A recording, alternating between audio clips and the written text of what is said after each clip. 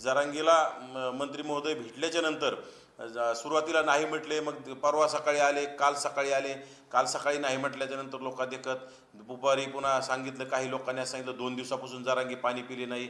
मग 2 दिवसापासून जरांगे पाणी पिले नाही, तर नंतर दुपारी माझ्यामध्ये 4-5च्या दरम्यान विजय ते काय नावाचा सरपंचाच्या भावकीतला, त्यांच्या घरी जाऊन त्याला लघवीला वॉशरूमला गेला.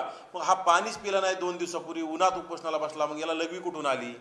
तिथं जाऊन पुन्हा काय केलं, हे सगळ्या चर्चा घडवण्यासाठी सगळं चाललेलं आहे विषय. आणि हैदराबाद गॅजेट, स्वतंत्र कुणबी मंत्रालय हे फक्त मुदत देण्यास नकार दिला आणि अचानक 1 महिन्याची मुदत कसं काय दिली? अजिबात मुदत देणार नाही म्हणे सकाळी. आणि मग रात्री 1 महिन्याची हैदराबाद गॅजेटियरला असेल, मराठा कुणबी मंत्रालयाला असेल, 1 महिन्याची मुदत कशी दिली? हा महत्त्वाचा प्रश्न आहे. हा प्रश्न मराठ्यांनी विचारला पाहिजे, कारण की मराठा समाजाला फसवलं जातं आहे. मराठा